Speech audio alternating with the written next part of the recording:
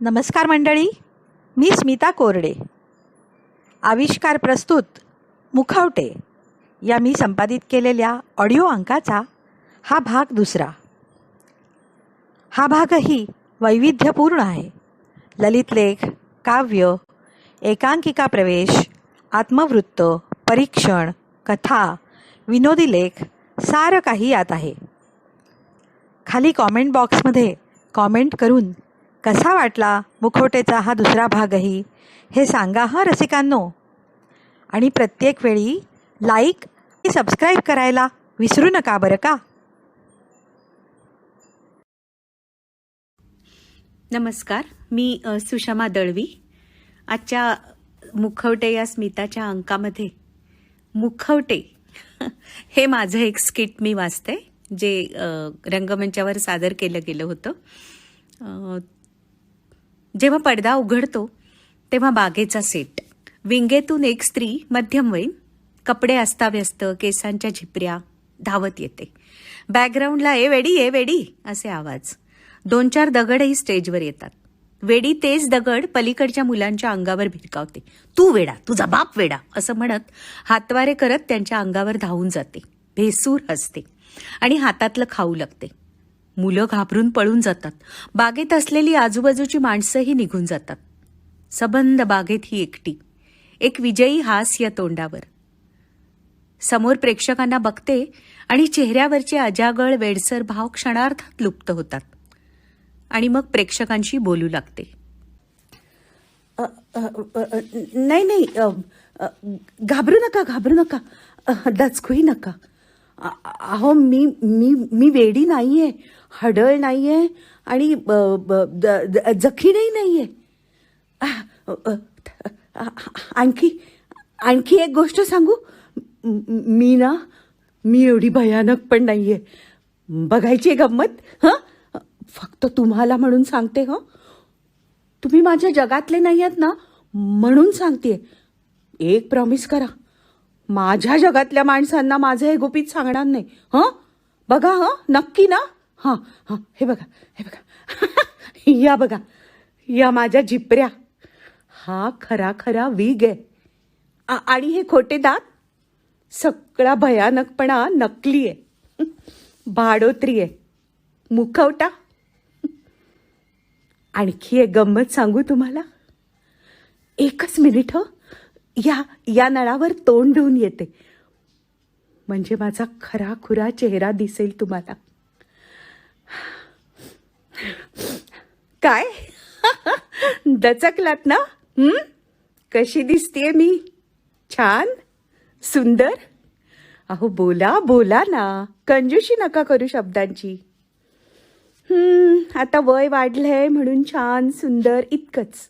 अहो पण खरं सांगू तुम्हाला, मी जेव्हा यंग होते ना, तेव्हा सगळे ओरडायचे, ए चिकनी, ए माल. अगदी माझ्या जमान्यातला कोडवर्ड म्हणजे 360 डिग्री मान फिरवून वळवून मला पाहायचे. खोटं कशाला सांगू, खूप बरं वाटायचं हो मला. अभिमान वाटायचा स्वतःचा. इतर मुलींच्या डोळ्यात असूया दिसायची ना, तेव्हा स्वतःवरच खुश व्हायची मी. माझं स्वतःचं एक विश्व तयार केलं होतं मी. राणी होते मी त्या विश्वाची. मला आठवतंय, मी कॉलेजमध्ये होते ना तेव्हा, थांबा हे सगळं काढून टाकते. आतमध्ये साडी, आतमध्ये आहे सलवार कमीज. खूप हुशार नसले ना तरी ढ सुद्धा नव्हते कॉलेजमध्ये. मिडल क्लास फॅमिली, बऱ्यापैकी ऑर्थोडॉक्स घर. फॅशन हा शब्द उच्चारायला सुद्धा बंदी होती. हातात पैसे कधीच मिळायचे नाहीत. स्थळ चांगलं मिळावं म्हणून ग्रॅज्युएट व्हायचं, एवढाच मला कॉलेजमध्ये घालण्याचा हेतू. माझ्या रूपाची मला प्रथम जाणीव झाली ना, ती कॉलेजमध्येच. मुलांच्या, प्रोफेसर वर्गाच्या नजरा आणि मुलींच्या बोलण्यातली असूया, त्यामुळे माझ्यात नकळत बदल होत गेला. आपण कोणीतरी आहोत असा समज निर्माण झाला. स्वतःच्या सौंदर्याची जाणीव निर्माण झाली. आणि या सगळ्याला दुजोरा मिळाला जेव्हा अचानक ॲडव्हर्टायझिंग फील्डमधला तो एक प्रसिद्ध नाही, नाव नको सांगायला त्याचं. त्याला आपण ॲड गुरु म्हणूया. हां, तर तो ॲड गुरु कॉलेजमध्ये आला एका सात्विक, सोज्वळ आणि सुंदर चेहऱ्याच्या शोधात. अर्थात माझंच सिलेक्शन झालं. घरच्यांची संमती मिळवण्याचा प्रश्नच नव्हता.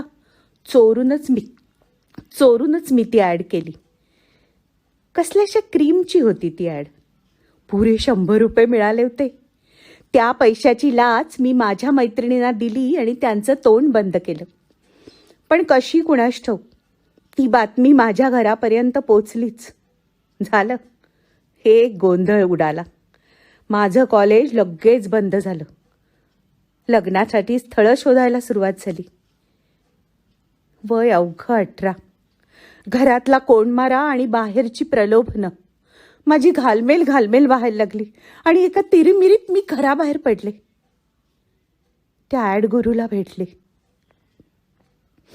माझं रूप, माझी असहाय्य अवस्था, माझं टॅलेंट, सगळ्याचा फायदा घेतला त्यांनी. पण मला थोडीफार कामं मिळवून दिली. पैसा हातात येत नव्हता, तोच ठेवून घ्यायचा. मॉडेल बनले असले ना तरी एका दृष्टीने त्याची बटीक होऊनच त्याच्या घरी राहत होते. घरातली सगळी कामं करून वेळ मिळाला तर मॉडेलिंग.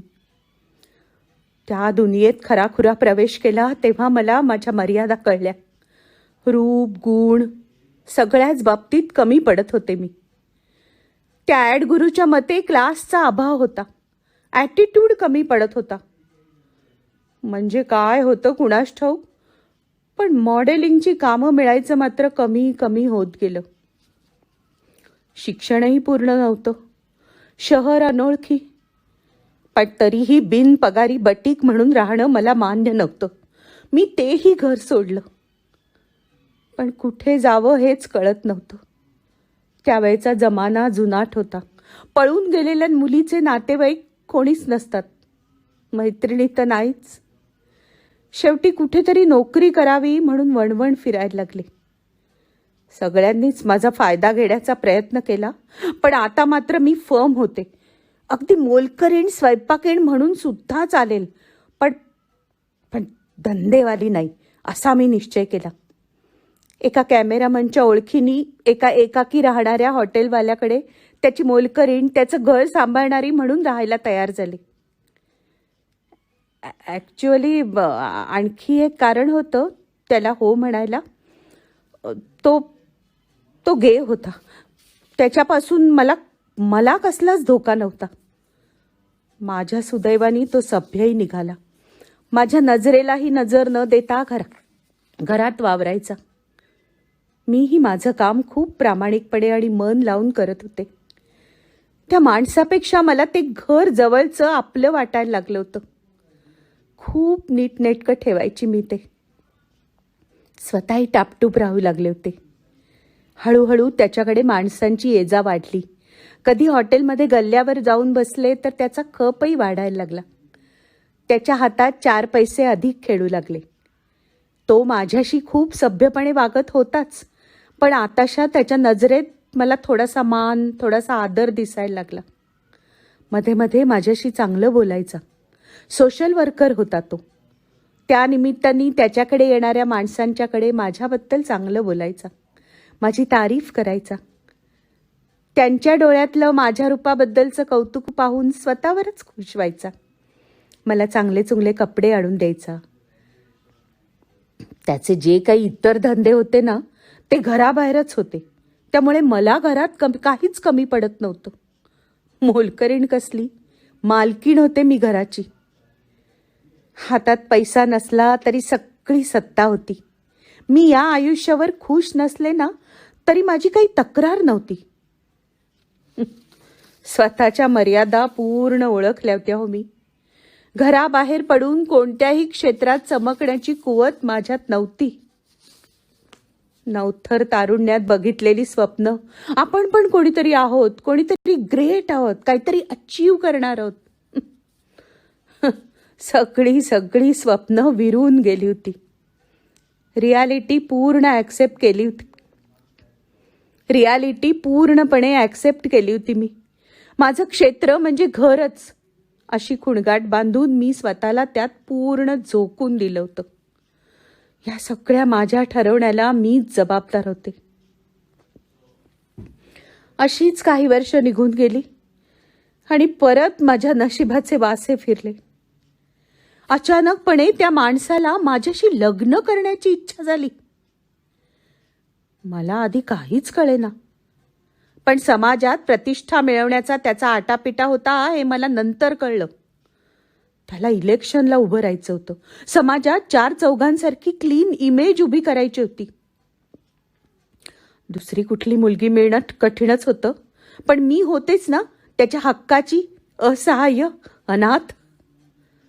मला न विचारताच त्यांनी माझ्या गळ्यात मंगळसूत्र घातलं आणि मी मिसेस प्रताप म्हणून सही केली. नाही, प्रतापराव हे नाव तुम्हाला सांगायला, फक्त सांगायला.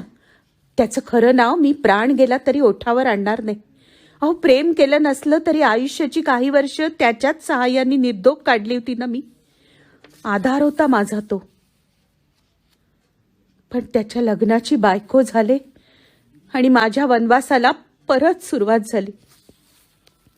लग्नाचा परवाना मिळाल्यावर त्यांनी सगळा ताळतंत्रच सोडला. कसलीही माणसं घरात यायला लागली. माझ्यासाठी नाही, त्याच्यासाठी. त्यांच्या डोळ्यात माझ्या रूपाबद्दल कसलंच अप्रूप नव्हतं, पण बाकीच्या नॉर्मल माणसांचं माझ्याशी साधं बोलणं सुद्धा माझ्या नवऱ्याला आता खुपायला लागलं. अशी नाही तर तशी नवरेशाही गाजवायला सुरुवात केली. मोलकरीण म्हणून त्याच्या घरी काम करताना मी जेवढी स्वतंत्र होते ना, तेवढीच बंदी बनले. घराच्या दारं, खिडक्या सगळं बंद ठेवायला त्यांनी सुरुवात केली. माझ्या रूपाबद्दल, माझ्या बांधेसूट शरीराबद्दलचा द्वेष त्याच्या डोळ्यात मला अचानक दिसायला लागला. मला मारपिटी करू लागला. समाजाची इमेज जपायला हे मात्र सगळं 4 भिंतींच्या आतच. सतत शिव्याशाप, सतत मारहाण. माझ्या सहनशक्ती बाहेरचं होतं ते. मी परत तेही घर सोडलं. पण आता वय वाढलं होतं.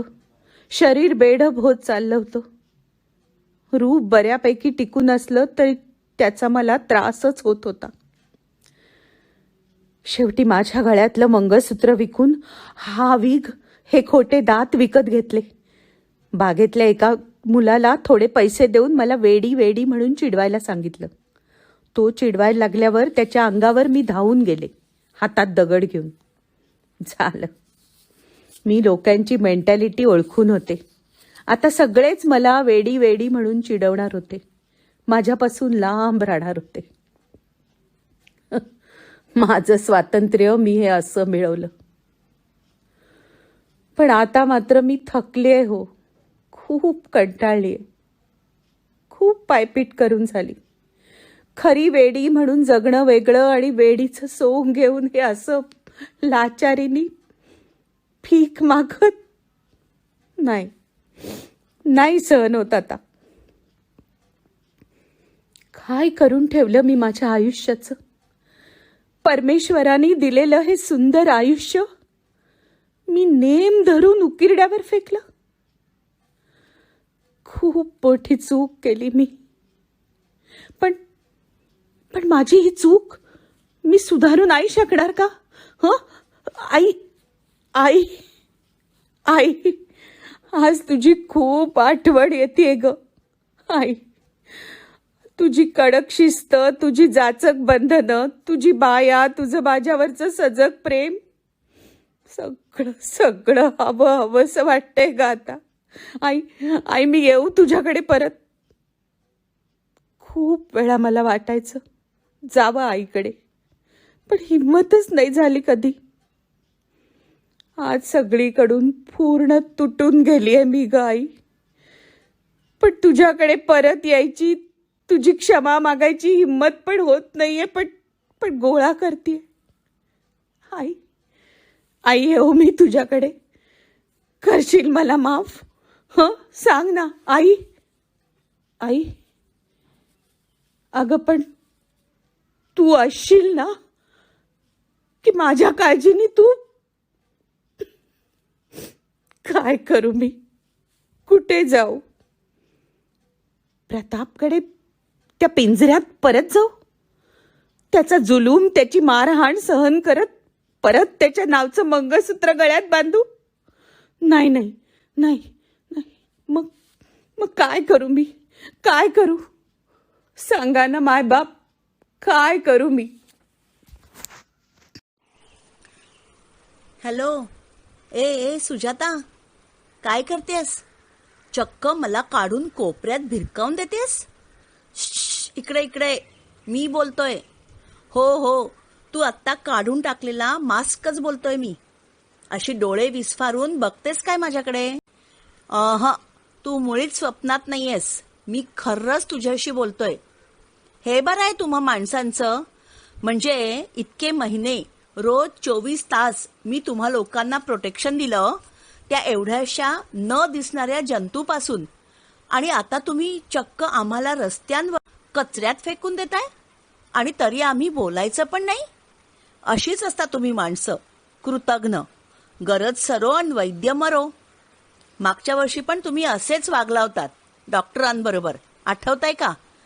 आत्ता मारे तुम्ही डॉक्टरांना देव मानताय, डोक्यावर घेऊन नाचताय, पण गेल्या वर्षी याच वेळी तुम्ही लोक डॉक्टरांच्या जीवावर उठला होतात. साधी माणुसकीही विसरला होतात तुम्ही. आणि आता 4 महिन्यांपूर्वी जेव्हा हे संकट अवघ्या जगावर आलं, तशी तुम्ही मला शोधायला सुरुवात केलीत. तू तर सुजाता किती प्रेमाने मला छानसं कॉटनचं कापड शोधून शिवून घेतलंस. स्वतः धुवून सांभाळून वापरायची सुरुवातीला मला, आठवतंय ना? मग आता काय झालं? अतिपरिचयात आमची अवज्ञा केलीत तुम्ही. आता तर म्हणे मी तुम्हाला नकोसा झालोय. काय तर म्हणे कधी एकदा आमच्यापासून सुटका होतीये. आमच्यावर जोक पण करायला लागलात तुम्ही. मान्य आहे, आम्हाला सतत नाका तोंडावर ठेवून तुम्हाला अनइझी वाटत असेल, श्वास घ्यायला बोलायला कठीण जात असेल, पण त्या डॉक्टरांचा विचार कर. संपूर्ण PE किट घालून ट्रीटमेंट देत असतात ते. जणू काही पूर्ण शरीरावरच आम्ही स्वार असतो. तसंच ते सफाई कामगार आणि बँक एम्प्लॉईज पण घालतातच ना आम्हाला कित्येक तास, फक्त इतरांना सोयी सुविधा पुरवता याव्यात म्हणून. मग तुला तर फक्त बाहेर जाताना दिवसातले काही तास मला सहन करता येत नाही? लक्षात ठेवा तुम्ही सगळ्यांनी, आता यापुढे तुम्हाला सगळ्यांना सणासमारंभातही मला वापरावंच लागणार आहे. त्याशिवाय गत्यंतरच नाही. आणि काय ग, खरं म्हणजे तुम्ही आम्हाला पूर्वीपासून वापरतच आला आहात की. मास्क काय, मुखवटा काय, शब्द वेगळे, मतितार्थ तोच. आमच्यापैकी काही आनंदाचे, फसव्या कौतुकाचे, खोट्या सहानुभूतीचे माझेच हे भाऊबंद तुम्ही माणसं सर्रास वापरतच आहात की. कदाचित असंही असेल, तुम्हा लोकांना व्यावहारिक जगात वावरताना समोरच्या माणसाला बरं वाटावं म्हणून मुखवटे घालावे लागत असतील. पण सुजाता, या करोनामुळे तुम्हाला आता आत्मपरीक्षण करण्याची संधी मिळालीये असं समज. तुम्ही सगळे खोटा मुखवटा घालून कायमच वावरत असता. वरून ता वेगळे आणि आत असता निराळेच. खोटं खोटं हसण्याच्या मुखवट्याखाली दडलेला असतो द्वेष. सांत्वन करताना रडण्याच्या मुखवट्याखाली दडलेला असतो आनंद किंवा सुटका झाल्याची भावना. कौतुक करताना घातलेला मुखवटा एवढा पक्का बसलेला असतो की त्याच्या आत दडपलेली असूया कुणाच्या लक्षातही येत नाही. कुणाचा मास्क समाजसेवेचा तर कुणाचा उपकाराचा. कधी मैत्रीचा मास्क घालून पाठीत सुरेख उपसता, तर कधी प्रॉपर्टीच्या कागदावर सह्या करून घेता. पण आता या लॉकडाऊन मध्ये स्वतःला अनलॉक करून बघ. फेकून दे त्या माझ्या भावंडांना आणि जगून बघ अकृत्रिमपणे. दाखव हिम्मत. सुजाता, मला सांग, तू लहान होतीस तेव्हा तुझ्या खऱ्या खुऱ्या चेहऱ्याने वावरलीस. ते तुझ्या आयुष्यातले सर्वात आनंदाचे दिवस होते की नाही? सांगू, कारण तेव्हा तू मला चेहऱ्यावर चढवलं नव्हतंस. काहीही न लपवता, कसलाही आव न आणता तू जशी होतीस तशीच जगापुढे येत होतीस, निरागसपणे. मग नंतर काय झालं? नंतर स्पर्धा, ईर्ष्या सुरू झाली. तशी तुम्ही लोकांनी आम्हाला चढवलात चेहऱ्यावर आणि वावरायला लागलात एकमेकांसमोर. दिखाऊगिरी करू लागलात. ऑफिसमध्ये, स्पर्धांमध्ये. एवढंच काय, तुमच्या स्वतःच्या नातेवाईकांसमोर सुद्धा तुम्ही लोक आम्हाला चेहऱ्यावर चढवूनच वावरत असता. आणि मग या मुखवट्यांनाच आपला खरा चेहरा समजू लागता. तुला एक सिक्रेट सांगतो सुजाता. तुम्ही माणसं ना बरेच वेळा लुकिंग गुड या मोडवर असता. आपण लोकांना आवडावं, त्यांनी आपल्याला स्वीकारावं म्हणून हे मास्क चढवता. तुला माहितीये, सबसे बडा रोग क्या कहेंगे लोग. जेव्हा तू स्वतःलाच जशी आहेस तशी स्वीकारशील, स्वतःवर प्रेम करायला लागशील, तेव्हा तू हे मुखवटे चेहऱ्यावरून उतरवशील. First accept yourself and then accept others as they are. एकांसमोर आपण कोणी वेगळेच आहोत असं न भासवता जसे आहात तसे वागा, जगा यार. कधीतरी देवापुढे हात जोडताना, निळ्याभोर आकाशापुढे नतमस्तक होताना, पक्ष्यांच्या किलबिलाटात, फुलांच्या सान्निध्यात आम्हाला चेहऱ्यावरून काढ आणि मोकळा श्वास घे. बघ, तुला स्वतःलाच भेटल्यासारखं वाटेल. अगं देव देव म्हणजे तरी काय असतं ग? तुझ्या स्वतःतच आहे ना तो. मग स्वला भेटताना नाही ना आम्हाला मध्ये घेणार. खरंच सांगतो, आम्हाला फक्त या व्हायरसपासून तुमचं संरक्षण करू द्या. इतर वेळी अजिबात वापरू नका आम्हाला. मग बघा, जगणं किती सोपं होऊन जाईल.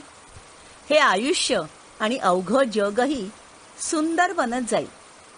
जा, सांग जा तुझ्या मित्रमैत्रिणींना. आणि हो, याची सुरुवात स्वतःपासून कर हं सुजाता.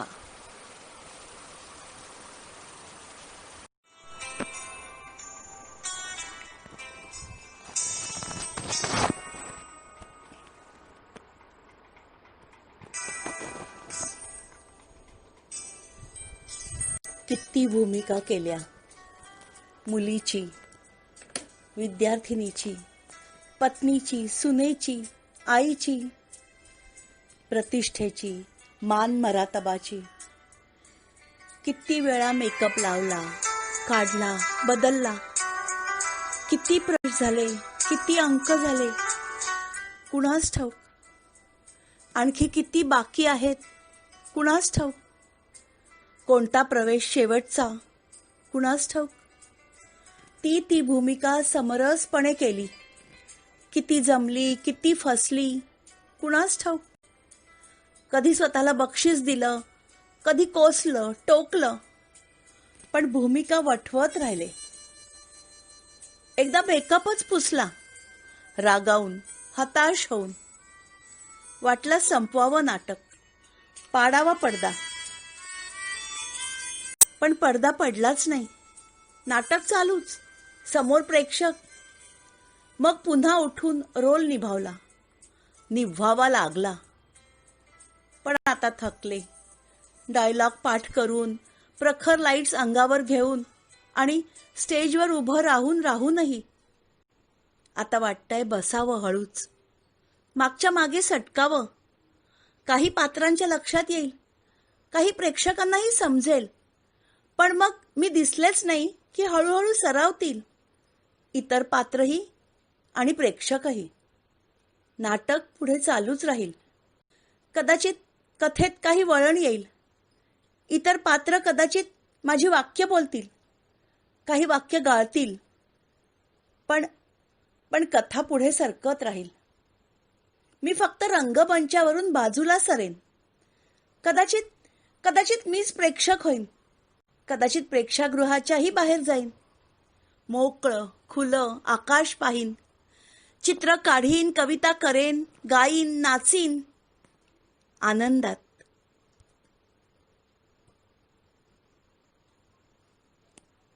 मी सुजाता मोघे. नमस्कार. मी स्मिता कोरडे. आविष्कारसाठी आपल्या मुखवटे या अंकासाठी सादर करते आहे माझ्या 2 कविता. पहिल्या कवितेचं नाव आहे मुखवटे. या जगामध्ये असे वाईट काही अन चांगलेही काही. या जगामध्ये असे वाईट काही अन चांगलेही काही. याची त्याला त्याची याला सदैव साथ सोबत राही. चेहऱ्यावरती दुजा चेहरा लावण्याची मनुष्यास जरूर का हो वाटत राही. सारी सृष्टी सारे प्राणी ठेविले अनंते तैसेची राही. बुद्धीचे लेणे सृष्टीचे देणे लाभते मनुजा. कलागुणांचे हे सुंदर नक्षत्रांचे देणे. भाव भावना उमटवती मने कसे राहावे त्यातून वेगळे. कधी फसवे कधी खरे खरे वाहती आनंद दुःखाचे झरे. नको कळाया दर्द माझ्या मनीचा मज प्रियजनांना मग घाल चेहऱ्यावरी चेहरे. कधी अडकतो सुपारी समी अडकित्याच्या मध्ये. कधी अडकतो सुपारी समी अडकित्याच्या मध्ये. येई जीवावरी तेव्हा येई मुखवटाच हा कामी. रक्षण्या देशहित लपवी मुखवट्या आड चेहरा. रक्षण्या देशहित लपवी मुखवट्या आड चेहरा. कधी देशभक्त करून सुटका स्वजन सुकृता अन आत घेई श्वास. लपवून वाट देई आत अश्रू समुक्त. कधी फसवे स्वजनास कधी फसवे स्वजनास डोईवर धरुनी स्वार्थास. वरी सज्जनतेचा आभास आतुनी भेसूर चेहऱ्याला गोड मुखवट्याची साथ. रे मुखवट्या मनीचे लपवितोस तू भाव आणि तोस निराळाच आव. मारुनी मिशीवरी ताव एक लपवुनी भाव घेशील हृदयीचा ठाव. न ठेवी अपेक्षा नको रे स्वार्थाचा गाव. कान राहती निरागस सारे वाहू दे माणुसकीचे वारे. निखळ भाव तो प्रेम स्नेह अन क्षमा शांतीचा. निखळ भाव तो प्रेम स्नेह अन क्षमा शांतीचा. वरद हस्त ठेव नव्हेच लागो मदत तुझी रे. नव्हेच लागो मदत तुझी रे. राहो जगत सुखे नैव. रे मुखवट्या राहो जगत सुखे नैव. धन्यवाद. आता येतोय श्रावण. मग तर श्रावण म्हटला का आलाच पाहिजे. पुढची कविता पाऊस माझा मित्र. ओंजळीत माझ्या येशील का रे थोडा. ओंजळीत माझ्या येशील का रे थोडा. तुझ्यासोबत भिजेन नाचेन गाईन. होऊ का रे मी पण तुझ्यासारखा वेडा. पागोळ्यांच्या तालावर मन माझे डोले. पागोळ्यांच्या तालावर मन माझे डोले. उदासलेले मन अश्रूतून खुले. सरसर धारांची मातीला बसे मिठी. सरसर धारांची मातीला बसे मिठी. भरलेले आभाळचे तिठी. मातकट पाण्यामध्ये दिसे मज बालपण. मातकट पाण्यामध्ये दिसे मज बालपण. छप छप करीत आपण होड्या सोडूना चल. तडतड सरसर टप टप धो धो. अरे अरे पावसा किती तुझे आवाज. सृष्टीला घालितोस हिरवेगार साज. धारांशी करू दोस्ती म्हणती रे हे अंकुर. धारांशी करू दोस्ती म्हणती रे हे अंकुर. पटापटा वर येती मातीचा फोडून रेऊर. बाळे डोलताना पाहून आनंदली सारी सृष्टी. बाळे डोलताना पाहून आनंदली सारी सृष्टी. अरे सोनुल्या पावसा तू कर छान वृष्टी. घेता ओंजळीत तुझे थेंबांचे टप्पोरे हे मोती. घेता ओंजळीत तुझे थेंबांचे टप्पोरे हे मोती. आठव करविती बालपणीची नाती गोती. आठव करविती बालपणीची नाती गोती. बालपणीची नाती गोती. धन्यवाद.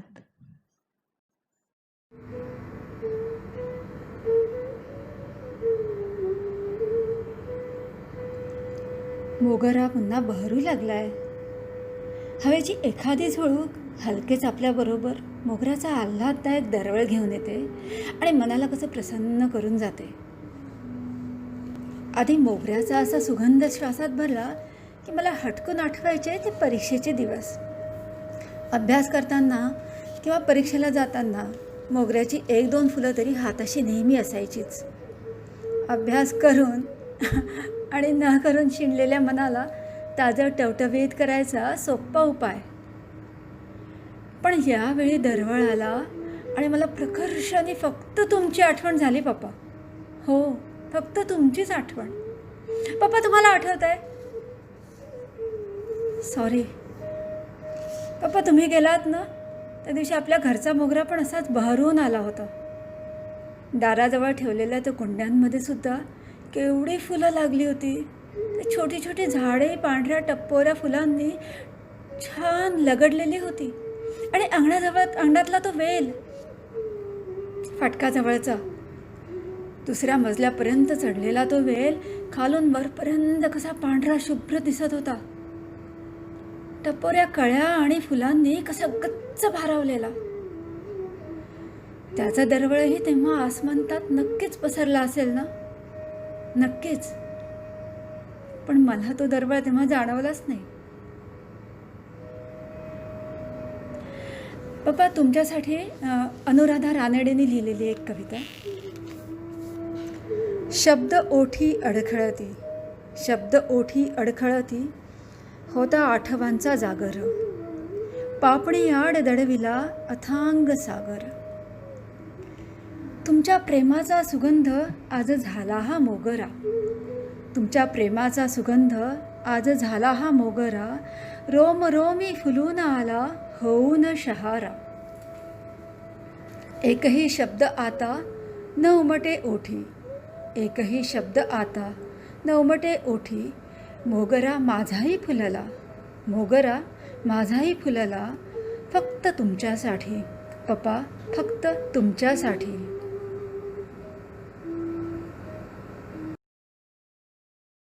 नमस्कार, मी विनया पराडकर. खरं तर आपल्या ॲडमिन सुषमाताईंमुळे माझ्या आविष्कारमधल्या सर्व दिग्गज मंडळींची नेट भेट झाली. प्रत्यक्षात समोर नसूनही असणारी मित्रमंडळी आज मला लाभली. सर्व मंडळींसमोर स्मिताताईंनी दिलेल्या सादरीकरणाच्या स्वातंत्र्याचा आदर राखून सादर करते माझी विचारधारा.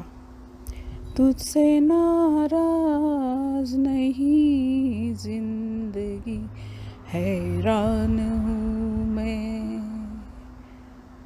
ही गाण्याची ओळ मनातून काही केल्या बाजूला होत नव्हती. नकळत त्यावर विचार सुरू झाला. आयुष्यावरती मी कधीच नाराज नव्हते. बालपणापासून ते आज संसाराला लागल्यापर्यंतचा प्रवास मला आठवत होता. आता तर मी गृहिणी होते, नोकरी करत नव्हते. घरातल्या सर्व जबाबदाऱ्या बायको, सून, आई या वेगवेगळ्या भूमिकांमधून आनंदाने पार पडत होते. त्याचबरोबर माझा मुख्य छंद वाचनाचा, त्याचाही आनंद घेत होते. पेपर, मासिकं, इतर पुस्तकं वाचत होते. वेळ कसा जायचा ते कळतही नसे. एक दिवस पेपर वाचत असताना एक माहितीपर लेख वाचला. लेखिका स्वतः डॉक्टर होत्या. दादरला शिवाजी पार्कजवळ त्यांचं क्लिनिक होतं. त्या स्वतः होलिस्टिक हिलिंग करत, रेकी हिलिंगद्वारे त्या उपचार करीत असत. ती माहिती मला अतिशय भावली. तो लेख मी माझ्या दादांना, सासरेबुवांना वाचायला दिला. त्यांनाही वाचनाची आवड होती. त्यावर विचार सांगण्याची उत्तम कला त्यांना अवगत होती. त्यांनी तो लेख वाचला आणि सांगितलं की उपचाराचं शास्त्र चांगलं आहे, पण एक विसरू नकोस, शास्त्र आणि बुवाबाजी यात अगदी पुसट रेषा आहे, ती लक्षात ठेव. तुझी इच्छा असेल तर जरूर शिक. गुरुसुद्धा तसाच उत्तम असला पाहिजे हे पूर्ण लक्षात घे.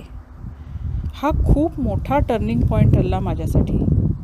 माझ्या आयुष्याच्या प्रवासाची दिशा बदलत होती माझ्या नकळत. अतिशय परिचयातली व्यक्ती गुरु म्हणून लाभली. ही प्रवासाची फक्त सुरुवात. शिक्षण पुढे अनुभवाने कायम चालूच राहतं. खरं तर ऋषीमुनींच्या काळापासून हे तंत्र म्हणजे ऊर्जाशक्तीचा वापर करणं, वैचारिक स्तरावरून ते शस्त्रास्त्र वापरण्यापर्यंत मनाची शक्ती आणि वैश्विक शक्ती याचा वापर करायला ऋषीमुनी शिकवत असत. माझ्या मते नंतरच्या काळात लोकांनी हे तंत्र रेकी नावाने शिकलं. रेकी म्हणजे ऊर्जा शक्ती की जी आपण दुसऱ्या व्यक्तीला देऊ शकतो. डोळ्यांना मात्र दिसत नाही. व्यक्तीचे शारीरिक आणि मानसिक आजार बरे होण्यासाठी मदत होते. काही विचार खूप जास्त काळापर्यंत मनात तसेच राहिलेले असतात. ते व्यक्त होत नाहीत किंवा समाजातल्या वैचारिक वातावरणामुळे व्यक्त केले जात नाहीत. हळूहळू ते विचार आजाराच्या रूपाने बोलू लागतात. त्याला आपण वैद्यकीय उपचारांची मदत घेऊन बरं करण्याचा प्रयत्न करत असतो. गोळ्या, औषधं ह्या गोष्टी नजरेला दिसतात, त्यावर जास्ती विश्वास असतो. परंतु शारीरिक लक्षणांवरती विचार करून व्यक्तीशी संवाद साधून ऊर्जा शक्तीच्या तंत्राचा वापर केला तर सुधारणा जास्ती लवकर होऊ शकते. अर्थात वैद्यकीय उपचार बंद करण्याची गरज नाही. आपल्या शरीरात असणारी परंतु डोळ्यांना न दिसणारी 7 चक्र असतात. शरीरातले अवयव या सर्वांशी जोडलेले असतात. शरीराचा समतोल साधलेला असतो. हा समतोल शरीरात कुठेही असंतुलित झाला की शरीर वेगवेगळ्या तक्रारी करायला लागतं. त्यांना ऊर्जा देऊन पुन्हा समतोल झाला की तक्रारी कमी होतात आणि बऱ्याही होतात. रेकी प्रॅक्टिशनर हा समतोल करण्याचा प्रयत्न करतो. त्याचे चांगले परिणाम दिसायला सुरुवात होते. उत्तम परिणाम मिळण्यासाठी हे तंत्र वापरणाऱ्या व्यक्तीला स्वतःची व्यक्तिगत मेहनत खूप करावी लागते. जोडीला ध्यानधारणा करून स्वतःचीही एकाग्रता वाढवली तर उत्तम परिणाम मिळतात. हे तंत्र आपण स्वतः शिकून स्वतःला ऊर्जा देऊन शरीर जास्ती सक्षम करणं आणि ठेवणं सर्वात चांगलं. इतरांना त्याचा लाभ आपण तेव्हाच देऊ शकतो जेव्हा आपण खूप जास्ती सराव करतो. कालांतराने आपण अनेक जणांना किंवा दूर अंतरावर सुद्धा उपचार देऊ शकतो. आपल्या प्रत्यक्ष उपस्थितीची गरज राहत नाही. यात अतिशय महत्त्वाची गोष्ट आपली स्वतःची तसेच उपचार घेणाऱ्याची इच्छा आणि तंत्रावरचा विश्वास. बस इतकंच लागतं. मला असं वाटतं की परमेश्वराने भरभरून दिलं आहे. त्यानेच वेळाचं दान प्रत्येकाला दिलं आहे. ह्या ऊर्जेचाही निर्माता तोच आहे. मग ह्या अमूल्य वेळाचं मोल मी कसं लावणार? मी फक्त दिशा दाखवत असते. परमेश्वराने ओंजळ भरली आहे माझी. मग मी थोडीशी उतराई होऊच शकते माझ्याकडे असलेल्या वेळातला वेळ देऊन. असा हा माझा प्रॅक्टिशनरचा प्रवास 1999 साली सुरू झाला. मी प्रॅक्टिस करीत गेले आणि परमेश्वर हिलिंग पण करत राहिला. ह्यातूनच पुढे सुगंधशास्त्र अर्थात अरोमाथेरपी शिकण्याची इच्छा निर्माण झाली. 2000 साली मायाताई परांजपे यांच्या माहीम स्थित ब्युटिक संस्थेतून उत्तम यशाने डिप्लोमा पूर्ण केला. ह्या शास्त्राचे अतिशय सखोल ज्ञान असणाऱ्या ते उत्तम रीतीने वापरण्यात पारंगत असलेल्या मायाताई माझ्या अतिशय वंदनीय गुरु आहेत. ह्या शास्त्रात वनस्पतींची मुळं, फांद्या, पानं, फुलं, फळं यापासून मिळणारे अर्क आणि तेलं यापासून औषधं बनतात. हे अर्क, तेलं वापरण्यासाठी योग्य ठरतील अशा पद्धतींनी त्याची निर्मिती होते. उदाहरणार्थ डिस्टिलेशन, कोल्ड प्रेस्ड वगैरे. त्यांच्या रासायनिक गुणधर्मांचा अभ्यास केला जातो. त्यात कोणती तत्वे किती प्रमाणात आहेत हे पाहिलं जातं. कोणते अर्क, तेलं एकत्रित करून कसे परिणामकारक होतात, त्यांचे मिश्रण किती प्रमाणात केलं जावं ह्याचाही अभ्यास केला जातो. मिश्रण बनवल्यानंतर त्या तेलांच्या एकत्रित काय प्रक्रिया होतात हे पाहतात. हे शास्त्र वैद्यकशास्त्राच्या बरोबरीने जातं. तेव्हा डॉक्टरांनी दिलेल्या औषधांच्या जोडीने ह्या तेलांचा काही अपायकारक परिणाम होणार नाही हे लक्षात घेऊन अरोमाथेरपिस्ट त्यांचा योग्य प्रमाणात वापर करायला सांगतात. यांचा उपयोग व्याधींप्रमाणे करतात. मसाजद्वारे, श्वसनाद्वारे म्हणजे इन्हेलर्स वापरून किंवा वाफेद्वारे म्हणजेच स्टीमिंग घेऊन श्वसन करून. सर्दी खोकला, अँक्झायटी, आपला मसल पेन, आर्थरायटिस, हाय BP, व्हर्टिगो हे आणि असे अनेक रोग त्याच्यावरती उपचार होऊ शकतात. निसर्गात उपलब्ध असलेल्या प्रत्येक वनस्पतीचा मनुष्य प्राण्याला उपयोगी ठरू शकेल असा काहीतरी गुणधर्म नक्की असतो. आपल्याला अभ्यास करून समजून घेऊन वापर करता आला पाहिजे. हे शास्त्र आपल्याला त्यासाठी खूप उपयोगी ठरतं. अशा या वैद्यकीय शास्त्रांबरोबर जाणाऱ्या दोन्ही तंत्रांचा वापर करून उपचार देत, त्याविषयी सतत अभ्यास करत माझा हा 2 दशकांचा काळ कसा गेला हे कळलंच नाही. माझं निरीक्षण मला सर्वांबरोबर शेअर करायला नक्की आवडेल. प्रथमतः रेकीच्या तंत्राने, ध्यानधारणेच्या जोडीने आजपर्यंत मी स्वतः आयुष्य खूप चांगल्या पद्धतीने जगू शकले. जोडीला माझ्या अरोमाथेरपीने शारीरिक व्याधींवर पण चांगला उपचार होतो हे सप्रमाण सिद्ध केले. जोडीला कायम उत्तम इच्छाशक्ती होती आणि आहे. अरोमाथेरपी ही कदाचित महाग ऑप्शन वाटेल, पण उत्तम प्रतीची नैसर्गिक उपचार पद्धत आहे. आता मी वळते हैराण होमेकडे. रेकीच्या तंत्राचा योग्य पद्धतीने आणि निव्वळ योग्य कारणांसाठीच उपयोग केला जावा असे माझे अतिशय स्पष्ट मत आहे. मी असं पाहिलं आहे की TV वरच्या मालिकात त्याचा दुरुपयोग दाखवला गेला. उदाहरणार्थ, घराला रेकी दिली आणि चोरांनी घर लुटून नेलं. घराला रेकी दिली, घरातल्या माणसांना निर्दयी मारहाण केली. हा अत्यंत चुकीचा वापर आहे. लोकांच्या मनात साहजिकच नकारात्मक भावना अगदी नक्की तयार होणार. चांगलं तंत्र जे शारीरिक मानसिक स्वास्थ्य उत्तम ठेवायला मदत करतं ते शिकण्यापासून लोक 4 पावलं मागे जाणार. इथे ह्या गोष्टीवरती हैराण आणि संपूर्ण नाराज झाले मी. असो, आयुष्यात आपण स्वतःसाठी आणि इतरांसाठी काहीतरी करू शकतो याचा आनंद आणि समाधान आज माझ्यापाशी खूप खूप आहे. धन्यवाद. हॅलो, मी सुषमा चौसाळकर. आविष्कार ग्रुपच्या सगळ्या मैत्रमैत्रिणींनो नमस्कार. मी सादर करते स्मिता कोरडे हिच्या मुखवटे या अंकासाठी माझा एक लेख, स्पंदने मनाची. मी काही मोठी कवयित्री किंवा लेखिका वगैरे नाही आहे, पण क्वचित काही थोडंफार लिहिण्याचा प्रयत्न करते. माझी प्रतिभा बहुप्रसवा नाही हेच खरं, पण मध्यंतरी प्रवीण दवणे यांचं व्याकुळ ठसे अरूपाचे हा लेख वाचताना जाणवलं, खरंच असं होतं कधी कधी. असे काही क्षण येतात की तिचं अरूप अस्तित्व जाणवू लागतं. मनात एक हुरहुर दाटून राहते. असे क्षण दाटून येतात, मनावर ताण येतो आणि त्या ताणाचं मोकळं होणं खूप आवश्यक असतं. त्या क्षणी कुणाला हे किती आवडेल, कवितेच्या क्षेत्रात याची उंची किती, खोली किती हा प्रश्नच नसतो.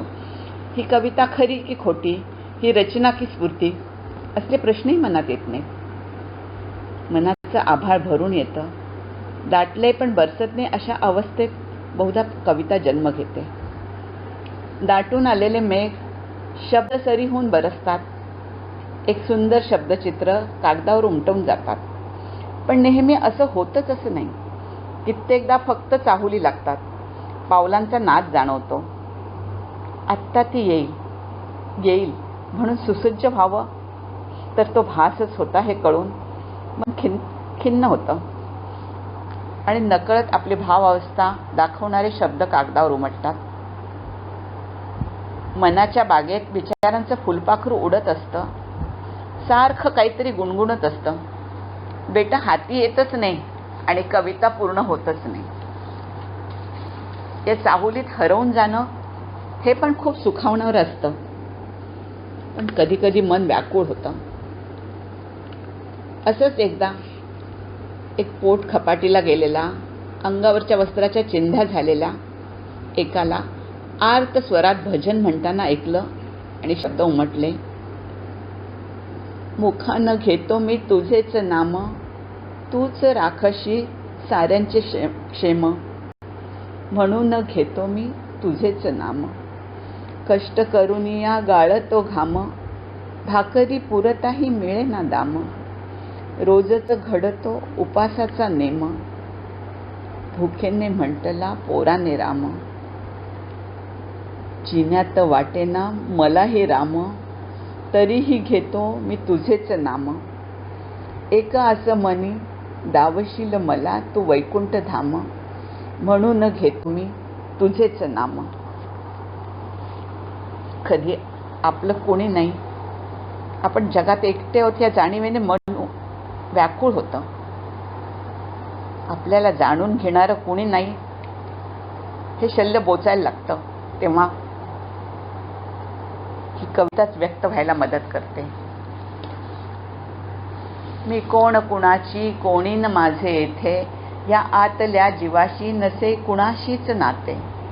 रक्त बंधनाची असती अनेक नाती, पण ह्या आतल्या जीवाचा नसे कुणीही साथी. जखमा बांधणारे असती अनेक येथे, जखमा बांधणारे असती अनेक येथे, पण जखमी या मनाची जाण कुणान असते. कोलाहलात माणसांच्या, कोलाहलात माणसांच्या जुळे कुणाशीच न नाते, पण स्वप्नाळू या जीवाची मज समजूत घालता न येते.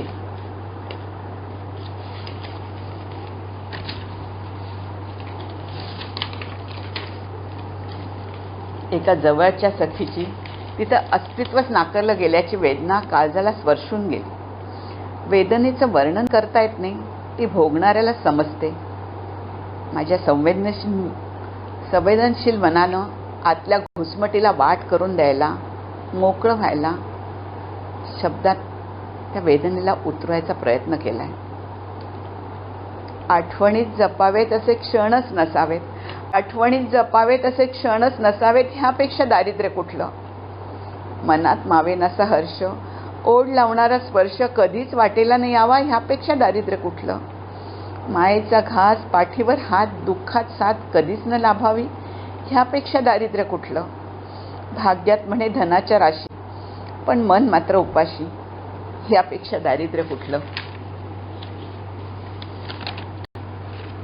कवी मनाला परकाया प्रवेशाचं बहुतेक वरदान असावं, म्हणूनच दुसऱ्याच्या मनातले भाव पण त्याला कळतात. म्हणूनच कदाचित वयाच्या ह्या वळणावरही एका नुकताच लग्न झालेल्या तरुणीला स्वतःच्या स्तंद्रीत नकळत लाजताना पाहिलं, तेव्हा मनात ही कविता उमटली. ह्या खोळ्या मनाला नाही मुळी काही कळत, सुटतं सारखं ते पळत तुझ्याचकडे तुझ्याचकडे. कितीही सांगितलं आत्ताच नाही, तरीही येतं न कळत. असं हे खुळं मन देऊन टाकले तुलाच मी माझ्याच कळत न कळत. मनात असंख्य घटनाची स्पंदनं होत असतात. कधी खूप आनंदाची, कधी स्वतःच्या दुःखानं व्यथित होणारी, तर कधी दुसऱ्याच्या वेदनेनं पिळवटून जाणारी, स्वतःला पिळवटून टाकणारी. पण सगळी स्पंदनं कागदावर उतरवता येतात असं नाही, पण त्यांचे मनावरचे ठसे मात्र जन्माची सोबत करतात.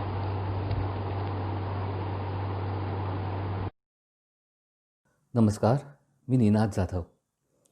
संगीत ययाती आणि देवयानी या नाटकाच्या इंग्रजी अनुवादाचा काही भाग, काही संवाद आणि एक गाणं मी सादर करत आहे. गाण्याचा सुद्धा इंग्रजीमध्ये अनुवाद केलेला आहे. फक्त गाण्याची चाल ही मात्र मूळ चाल ठेवण्याचा प्रयत्न केलेला आहे. Devyani, if only the people in your capital and the travellers who had come here for the yagya had not stopped me in my path, I would already have come to meet you myself. My fame has curtailed my personal life. What can I do about it?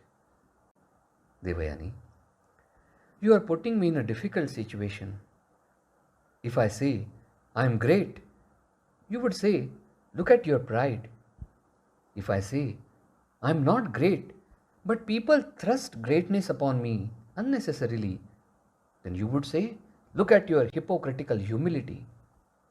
Devi, I am a simple sannyasi, following the path which I have liked and am convinced about.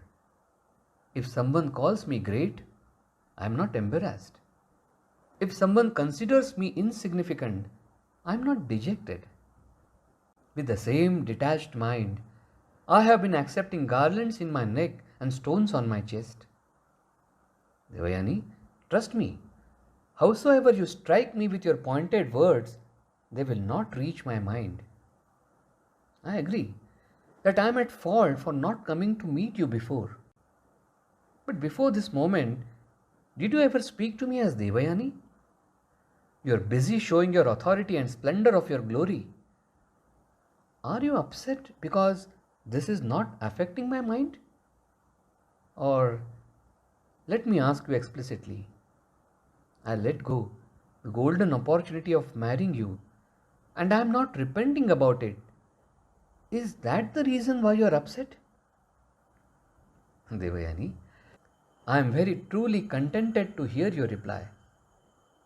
Although your reply has come with raising of weapons and a warlike approach, it is a reply I wanted.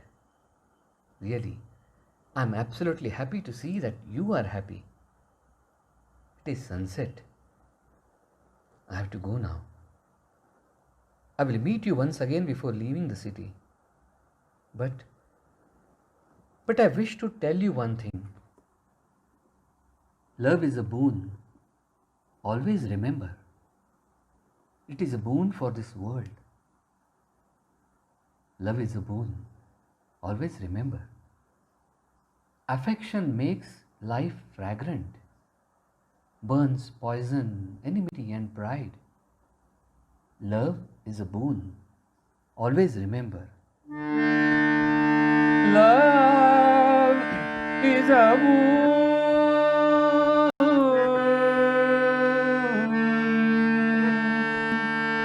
Love is a boon. Love is a boon. Always remember it is a boon for this world. Love is a boon. Love is a boon. Love is a boon. It is a boon. Love is a boon. Love.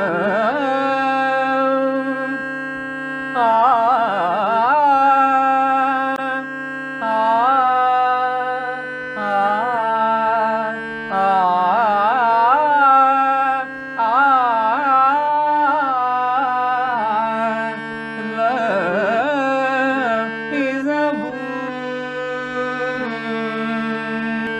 Love.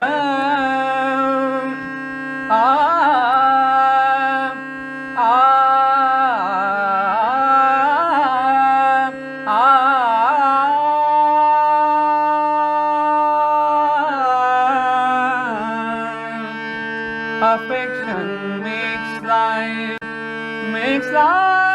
fragrant. Affection makes life fragrant. Affection makes life fragrant.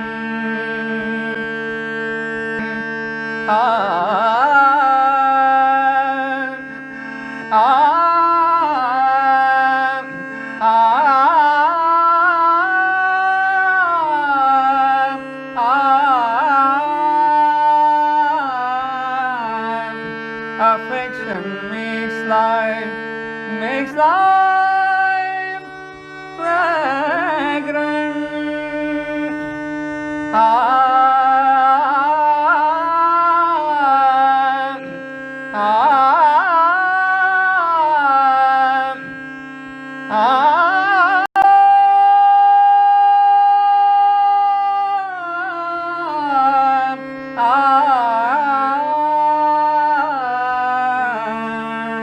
Affection makes life fragrant, burns poison, enmity, and pride. Love is a boon. always remember it is a boon for this world. Love is a boon. Love is a boon. Love is a boon.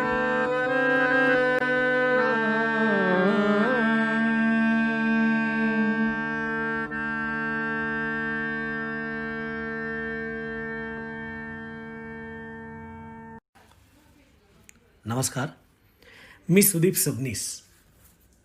आपल्या मुखवटे या online अंकासाठी मी माझे 2 विनोदी लेख आणि 2 वेगळ्या कविता या सादर करण्याचा प्रयत्न करतोय. पहिला लेख आहे माझं बाल्य.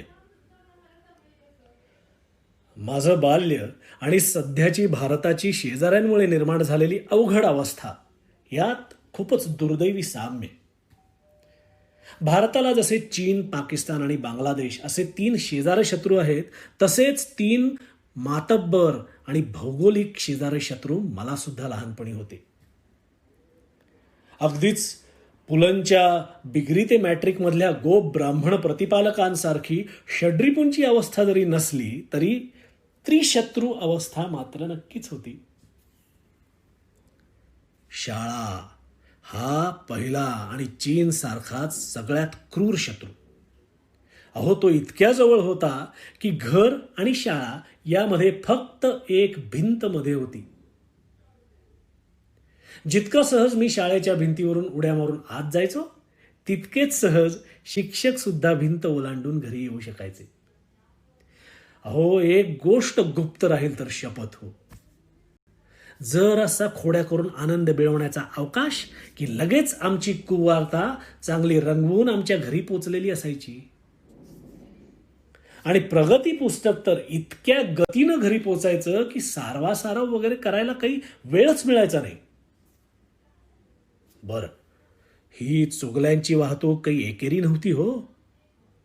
शाळेपासून घरी आणि घरापासून शाळेत असा दुहेरी द्रुतगती मार्ग होता तो. शाळेतल्या खोड्या आणि घरच्या चुका दोन्ही एकाच कढईत टाकून मस्त खरपूस तळून अगदी चवीनं खाल्ल्या जायच्या. पालक आणि शिक्षक आठवणीनं आणि तब्येतीनं चांगलेच धड आणि धाकट असल्यानं ह्या तळणाची आठवण पुढे वर्षभर चवीनं काढली जायची. आता मला सांगा, पहिले 10 नंबर फक्त पहिल्या 10च विद्यार्थ्यांना मिळणार ना? आमच्या वर्गात होती 85 मुलं. मग सगळ्यांना पहिले 10 नंबर कसे मिळणार? पण अपेक्षा मात्र अशीच असायची की माझा नंबर पहिल्या 10तच यावा. मग मीही म्हणायचो की एका नंबरवर चांगली 7-8 मुलं लावा, म्हणजे प्रत्येक विद्यार्थ्याचा नंबर पहिल्या 10त येणारच. पण माझी ही मौलिक सूचना काही कुणाला मान्य झाली नाही. उलट मूर्खस असं म्हणून कढईत एका चुगलीचं तळण वाढलं. आमच्या शाळेला मैदान वजा, आवार वजा, दंगा करण्याची जागा होती. आता हुंदडायला, खेळायला जागा जवळ असली की पोरं चेकाळणारच की नाही. आणि याचा विचार आधीच करून शाळेनं खिडक्या, नोटीस बोर्ड वगैरे गोष्टी काचेच्या करायला नको होत्या. पण नाही, त्यांना त्या काचेच्याच करायच्या होत्या. मग आम्ही म्हटलं, भोगा तुमच्या कर्माची फळं. शेवटी खिडक्यांना पुठ्ठे आणि नोटीस बोर्डवर पारदर्शक प्लॅस्टिक लावलं, तेव्हा मग आम्ही मोकळेपणानं क्रिकेट खेळलो. आता दुसरा पाकिस्तान सदृश दहशतवादी शत्रू म्हणजे समोरची पोलीस चौकी. अहो, खरंच हा रस्ता ओलांडला की लगेच मोठीच्या मोठी पोलीस चौकी. त्यामुळे पोलिसांनाच दहशतवादी म्हणण्या वाचून मला तरी काही गत्यंतर नव्हतं. हो, नुसती दहशत होती हो, दहशत. काय सांगू. जरा कुठे हट्ट करून कांगावा करावासा वाटला की 24 तास समोर गणवेशधारी, बंदूकधारी आणि मिशाधारी राकट पोलीस. थांब, तुला आता चौकीतच सोडते असं नुसतं म्हटलं तरी भोकाड पसरायला उघडलेल्या आमधून आवाजच फुटायचा नाही. अहो, हट्ट करणे हा एकच मनोरंजनाचा प्रकार त्या काळी आम्हा मुलांपाशी असायचा आणि तोही आम्हाला मिळू नये असा निष्ठूर डाव नियती पालकांद्वारे खेळत होती. त्या चौकीत मागच्या बाजूला एक छळ खोली होती, छळ खोली. आणि तिथून रात्री अपरात्री भर थंडीत सुद्धा घाम फोडणारे कैद्यांचे किंचाळण्याचे आवाज यायचे. या छळ खोलीनं तर नुसता उच्छाद मांडला होता. अहो, पापडाच्या लाट्या पापड लाटायच्या आधीच मी खाऊन संपवल्या या माझ्या छोट्याशा चुकीसाठी थेट छळ खोलीची भीती घालावी का? पण मग मी सुद्धा काही डरलो नाही. चांगला चंग बांधला आणि म्हणालो आईला, ने मला छळ खोलीत, बघूच काय होतं ते. पण ती खरंच मला घेऊन गेली हो. आणि मग जे काय आमचं पाणी पाणी झालं ते काही विचारू नका. तेव्हापासून ठरवलं की डरना जरूरी है और डर गए हैं ये दिखाना भी जरूरी है. बांगलादेश जसा कधीतरी मित्र आणि बऱ्याचदा शत्रू सारखा वागतो ना, तसेच माझे तिसरे शत्रू होते आमचे घर मालक वैद्य नानलबुवा. ते इतके चांगले वैद्य होते की नुसत्या नाडी परीक्षेवरून सुद्धा आजार ओळखायचे. ते ठीकच आहे हो, पण काहीच आजार न होता केवळ शाळेला दांडी मारण्याच्या निर्भेळ हेतूनं अभिनयपणाला लावून आजारपणाचं केलेलं नाटक सुद्धा ते नुसत्या नाडी परीक्षेने ओळखायचे. आणि मग मला बाहेर बसायला सांगायचे आणि आतमध्ये आईला चांगली छान पैकी कल्पना द्यायचे. आई बाहेर आल्यावर फक्त एका कटाक्षानं कळवायची की मुकाटानं शाळेत जावं लागणार आहे. वैद्यबुवांना त्या काळी जर्मनी वगैरे देशात आयुर्वेदावर वगैरे भाषण देण्यासाठी बोलवायचे. नाही, ते ठीकच आहे, पण काल खाल्लेल्या खारवलेल्या कैऱ्यांमुळेच आज माझा घसा दुखतोय हे देखील ते फक्त नाडी परीक्षेने ओळखून आईला सांगायचे. असे खाद्यपदार्थ सहसा चोरूनच खाल्ले जातात हे कदाचित वैद्यबुवांना माहीत नसावं, पण त्यांनी खारवलेल्या कैऱ्यांचा उल्लेख केला की आई अशी काही तिरक्या नजरेनं पाहायची की त्यापेक्षा ती छळ खोली सुद्धा परवडली असं वाटायचं. अधूनमधून खरोखर आजारी पडल्यावर त्यांची औषधं मित्रत्वानं मला बरं करायची, पण एकूणच त्यांची ही विद्वत्ता ना जरा त्रासदायक जास्त होती. तर असे हे त्रिशत्रू वयाच्या 13व्या वर्षापर्यंत आमच्या बोडक्यावर बसलेले होते. या शत्रूंच्या चढायांवर मात करत करत आम्ही बाल्य पार पाडत होतो. शेवटी 8वीत असताना बहुधा परमेश्वरालाच आमची दया येऊन आमच्या आईनं कोथरूडमध्ये सदनिका घेण्याचा संकल्प सिद्धीच नेला. तेव्हा कुठे या त्रिशत्रूच्या तावडीतून आमची सुटका झाली. धन्यवाद. माझा दुसरा लेख आहे माझा 6 सीटर प्रवास, एक चिंतन. तर आज कलियुगातल्या 6 सीटर नामक वाहनातून प्रवास करण्याचा योग मी ओढवून घेतला. आता का, कुठे, काय झालं, गाड्या विकल्या का, हे असे भोचक प्रश्न बाजूला ठेवून थेट मूळ मुद्द्यांवरच येतो. तर मी हात केल्यावर हा वाहक थांबला आणि कुठं असा प्रश्न एकदम उर्मटपणे विचारता झाला. मी माझं ठिकाण सांगितल्यावर बसा असा एक आदेश सुटला. मी वाहकाच्या मागच्या सीटवर बसण्याचा पवित्रा घेताच तिथं पाय मावणार नाहीत तुमचं असं तो समोर बघत म्हणाला. आता तो समोर बघत असल्यानं नक्की पाय कुणाचे, कुठं मावणार नाहीत हे असे प्रश्न पडून मी थोडा संभ्रमावस्थेत उभा असतानाच त्याची नजर एकदम माझ्याकडे वळलेली मला दिसली. आणि त्या नजरेत एवढी उंच माणसं कुठून उगवत्यात कुणास ठाऊक असा एक ज्वलंत प्रश्न पण उगवलेला दिसला. त्या प्रश्नास पाय मावणार, म्या लयची खाय, असं एक जाज्वल्य वगैरे उत्तर द्यावंसं वाटत असतानाच मागं बसा असा आदेश सुटला. मग मुकाट्यानं मी मागच्या भागात जाऊन बसलो. आता हा मागचा भाग हा मूळ वाहक आणि वाहन या दोहोंना काटकोनात ठेवून बसायला भाग पाडतो हे सुज्ञास सांगणे न लगे. परंतु या वाहनात बसण्याचं भाग्य ज्यांना लाभलं नाही त्यांना सांगतो की तिथून मागच्या वाहनांवर चांगली नजर जमवता येते. तर अशीच नजर जमवण्याचा प्रयत्न करत असतानाच एकदम खडक असा फर्स्ट गिअर पडल्याचा आवाज झाला आणि गाडीला जोरदार धक्का बसून मी मागच्या मागे पडायच्या बेतात आलो. पण गाडीला मागच्या बाजूस खालून वर असा एक दरवाजा असल्यानं त्यावर पाय आपटून मी पुन्हा जागेवर आलो. वाह, आत बसलेला माणूस पडू नये म्हणून गाडीच्या डिझायनरनं किती काळजी घेतली आहे या भावनेनं मला अगदी भरून आलं. पण हा असा आपटत आपटत कसा प्रवास करणार असा विचार करत असतानाच वर लावलेला एक बार मला दिसला आणि मी निश्चिंत झालो.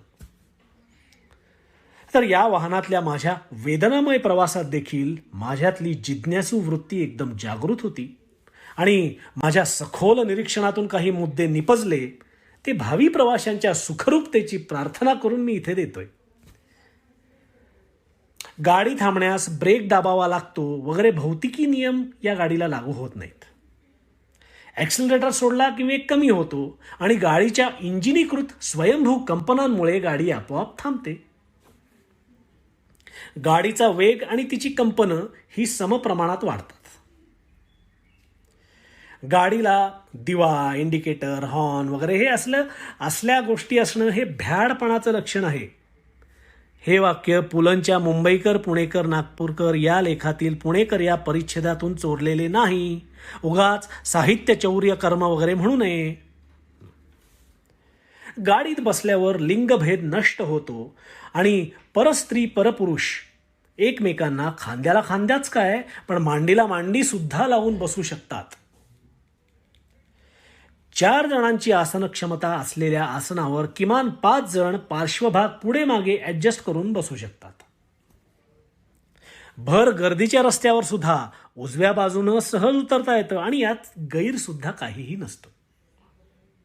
आणि शेवटी तंबाखू मळणे, ती ओठात ठेवून देणे ही अतिमौल्यवान कामं गाडी चालवतानाच करून मौल्यवान वेळ वाचवणे हे सहज शक्य असते.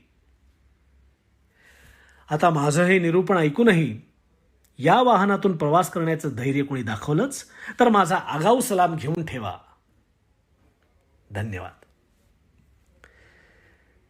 आता मी सादर करतोय माझी एक कविता.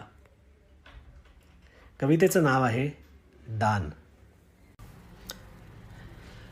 अंधकारमय या निद्रेला सूर्यप्रभा कधी उजळेल का, सुप्त स्थितीतील या स्वत्वाचा क्षोभ कधी प्रखरेल का. एक तो होता स्वयंभू शिवबा, पारतंत्र झिडकारून उठला, स्वयंप्रकाशी त्या ताऱ्याचा आदर्श कुणी ठेवेल का.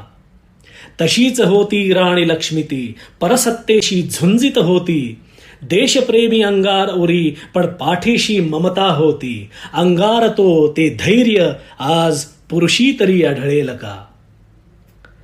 लोकमान्य ते होऊन गेले परराज्य जिव्हेने हलवून गेले, जिव्हेची त्या स्वतंत्र भाषा आज कुणा बोलवेल का. सत्याचे ते अस्त्र घेऊनी एकची आला तो मग गांधी, चमत्कार तो या पृथ्वीवर अहिंसे पुढे हिंसा नमली. विना रुधिर जो क्रांती घडवी असा महात्मा आज जन्मेल का.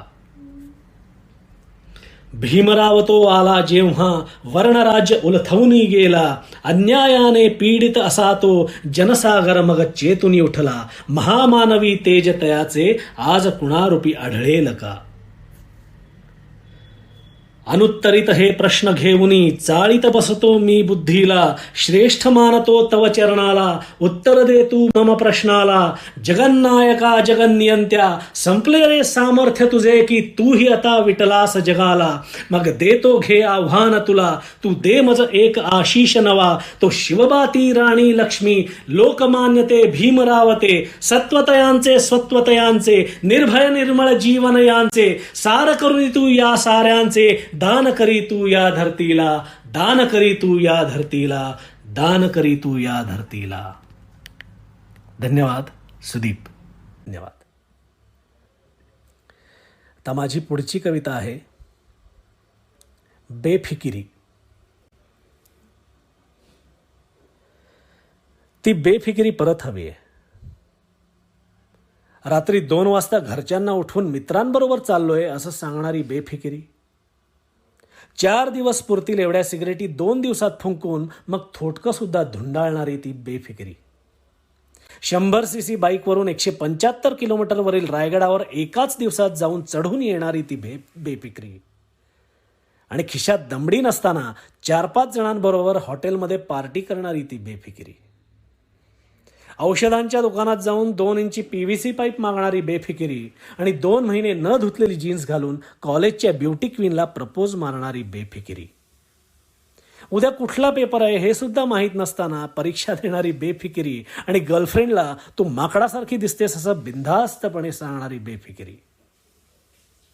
एक चहा 4 जणात वाटून पिणारी बेफिकिरी. मनात येईल त्याला मनात येईल तसं मनाला लागेल याचा विचारही न करता बोलणारी बेफिकिरी. भर थंडीत गच्चीवर बिना पांघरून झोपवणारी बेफिकिरी. बॉसला तोंडावर लफडी घरी, ऑफिसात नको असं सांगणारी बेफिकिरी. कुठून परत मिळेल ही बेफिकिरी?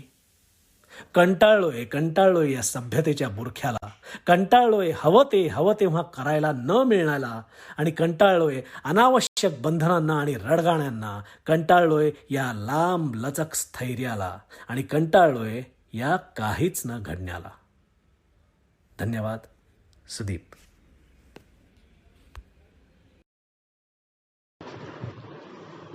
नमस्कार मित्रमैत्रिणींनो, मी जयश्री भावे. आपला यावेळचा अंक मुखवटा या शीर्षकाला धरूनच एक लेख लिहायचा प्रयत्न केला आहे. लेखाचं नाव आहे असणं दिसणं एक गुंता. निशिगंधा नावासारखीच देखणी, नेहमी हसतमुख प्रसन्न, अगदी टवटवीत मुलगी. कोणी निशी म्हणे तर कोणाची ती गंधाही असे, पण कुठलंही नाव असलं तरी त्यामुळे तिचा गोडवा कमी नाही व्हायचा. निशिगंधासारखीच हलके हलके फुलणारी आणि मंद सुगंधासारखीत्वानं भारावून टाकणारी निशिगंधा. जितकी हुशार तितकीच प्रसिद्धी परांगमुख. या तिच्या स्वभावामुळे तिच्यावर तिच्या पाठीकडे कधीकधी शिष्टपणाचा शिक्काही बसायचा. अर्थात तो तिच्या गावीही नव्हता. पण इतक्या हुशार मुलीला गालबोट लागावं तसं एका भीतीनं ग्रासलं होतं. अगदी लहानपणापासून ती मुलांच्या वाढदिवसाला जाणं टाळायची. एरवी मिळून मिसळून असणारी ही मुलगी वाढदिवसाला का येत नाही हे एक कोडच होतं तिच्या आणि इतर मुलांच्या पालकांनाही. बरेच दिवस आईबाबांनी लक्ष ठेवलं. लक्षात आलं की बऱ्याच बर्थडे पार्टीत असणाऱ्या वेगवेगळ्या मुखवट्यांची तिला भीती वाटायची. आता बाकीच्या मुलांना हा पार्टी गेम आवडायचा, त्यामुळे बराच वेळा असायचाच. पण तिला तिचे रोज दिसणारे सवंगडी या मुखवट्यांच्या गर्दीत हरवून जायचे. हे तिला अजिबात आवडायचं नाही. इकडे फिरकायचंच टाळायची. घरच्यांनी एक नादिष्टपणा म्हणून ही गोष्ट हसण्यावरी नेली. पण ती मोठी होत गेली तसतसं तिच्या या मुखवट्यांच्या भीतीची व्याप्ती वाढली. तिला तो फोबियाच आला जणू. फार कशाला, शाळेत क्राफ्टच्या तासाला जर मुखवटा बनवायचा असं कळलं ना काही कारण काढून तिथे जायचं टाळू लागली. शाळा संपून ती कॉलेजमध्ये आली. मानसशास्त्राच्या शाखेकडे वळली होती आणि ती ह्या मुखवटे प्रकरणाच्या मुळाशी जाण्याचा प्रयत्न करत होती. ह्यात एवढं काय भीतीदायक असतं? सगळेच काही विद्रूप नसतात. काही सुंदर असतात. अगदी माणसांच्या चेहऱ्याच्या प्रतिकृती वाटण्या इतके छान. मग मीच का त्यापासून दूर पळते हा प्रश्न तिला सतत पडायचा. आणि मग काही दिवसांनी तिच्या लक्षात आलं की खरं लपवून दुसऱ्याच कशाचा तरी आभास निर्माण करणारे मुखवटे जे आहे ते दाखवत नाहीत आणि जे नाही ते असण्याचा भास निर्माण करतात. आणि खोट्याचा मनापासून तिरस्कार असणाऱ्या तिला ह्याचा खूप त्रास व्हायला लागला. आणि ही सदा टवटवीत असणारी कळी मधून मधून कोमेजलेली व्हायला लागली. मात्र तिची आई सुमित्रा घाबरली, काळजीत पडली आणि मग तिने माझ्याकडे धाव घेतली.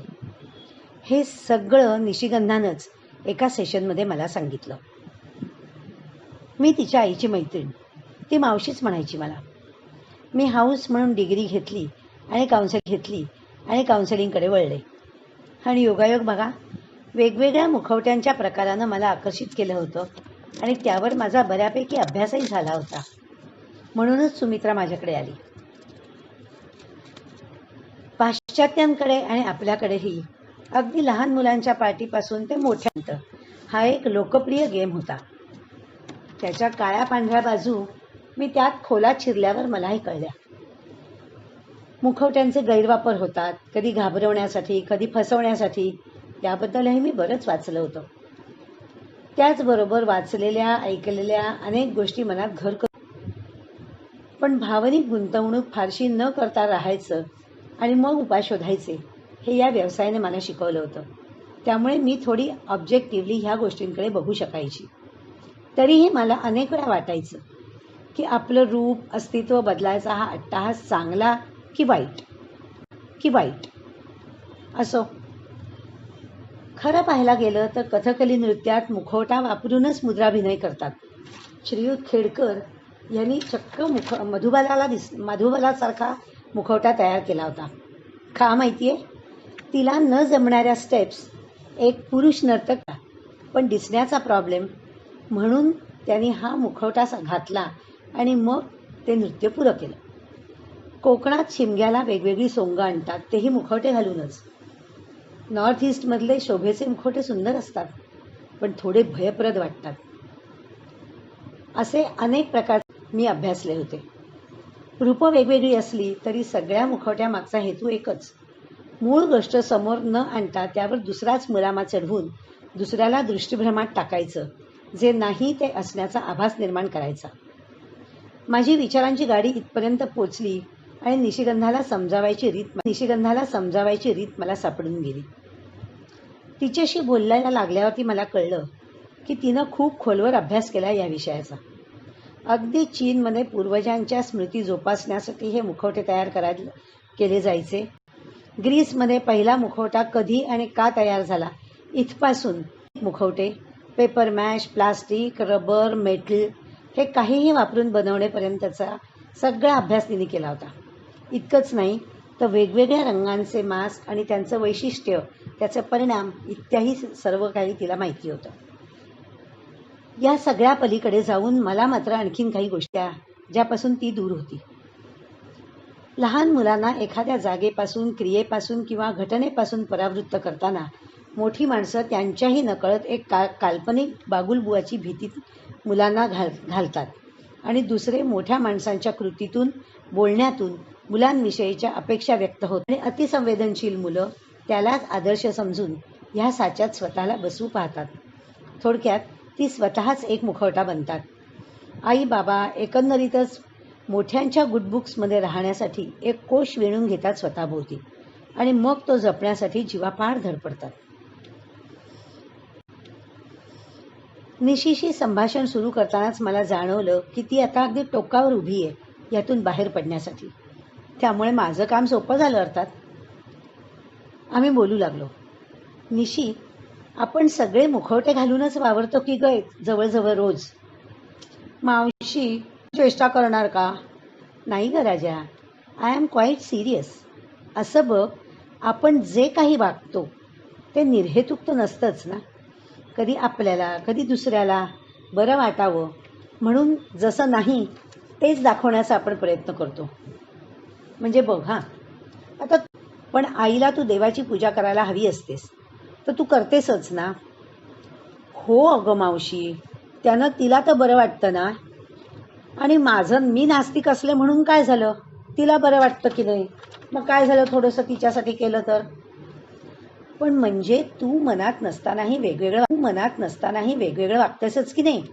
अगं मुखवटा म्हणजे दुसरं काय असतं, असण्यापेक्षा काहीतरी वेगळं दाखवायचा प्रयत्न. बॉसच्या सूचना आपल्याला आवडत नाहीत, पटत नाहीत, पण तरी त्या आपण पाळतो आणि तेही हसून साजरं करतोच ना आपण. फार कशाला, अगदी जवळची सोडली तर इतर मैत्रिणींबरोबरही असतो की, वेगळ्या वेळी वेगवेगळ्या.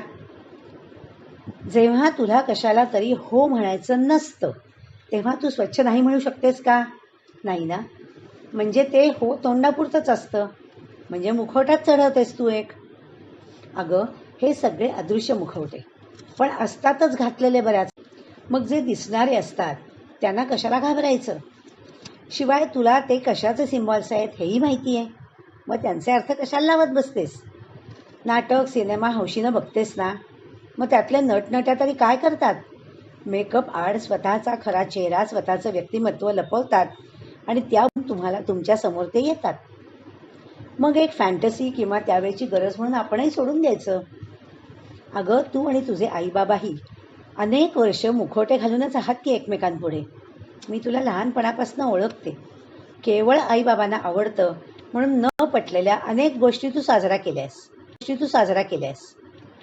थोडक्यात काय, सगळेच मुखवटे वाईट नसतात. हां, आपल्याला ढोंगी विकृत वाईट मनोवृत्तीच्या लोकांचा बुरखा ओळखता मात्र आला पाहिजे, म्हणजे सगळं छान निभावतं. आणि एक नीट ऐक, ज्यांच्या पुढे आपण फक्त आपण असतो, कसलाही दुसरा मुखवटा आपल्या चेहऱ्यावर नसतो, तीच माणसं फक्त आपली असतात. पहिल्या सेशनला ती माझ्याशी खूप मोकळी झाली आणि नंतर 3-4 सेशनसाठी आपणहून आली. मग मला जेव्हा जाणवलं की तिने आता भीतीवर जवळजवळ मात केली आहे, तेव्हा ती, पिलू आता घाबरणं वगैरे सगळं छू करून टाक बेटा. आणि आता तुला कितीतरी नवीन माहिती झाली आहे, तर उद्यापासून तू माझ्याकडे ये, रोज ये. मी एक वेगळा मुखवटा बनवायला घेतला आहे, ज्यात मला वेगवेगळ्या भावना एकाच वेळी दाखवायच्या आहेत. माझ्या एका प्रयोगासाठी करायचा आहे तो. आणि मला वाटतं की तुझं योगदान ह्याच्यामध्ये खूप छान असेल. येशील ना. निशी ह्याच्यानंतर खरंच बदलत गेली. इतकंच नव्हे तर ती स्वतःहून हाऊस म्हणून वेगवेगळ्या मटेरियल्सचे वेगवेगळे मुखवटे ती बनवते, त्यांना नावं देते आणि त्याची समजावूनही सांगते. परवाच मला ह्या कोविडच्या मास्कबद्दल ती म्हणाली, मावशी खरं म्हणजे सध्या प्रत्येकजण मुखवटा घालूनच फिरतोय, वेगवेगळ्या रंगात. कितीतरी फॅशन पण झाली आहे त्याच्यात, वैविध्य खूप आलंय. आता वरपासनं झाकलेलं असल्यामुळे खरं कोण हे ओळखता येत नाही. त्या सगळ्या मुखवट्यांवर एक अलिखित शब्द मात्र दिसतोय, भीती. मी म्हणाले, निशी तू तर आता इतकी तयार झाली आहेस या प्रकारात, तर तू हा छंदच लावून घे ना मनापासनं.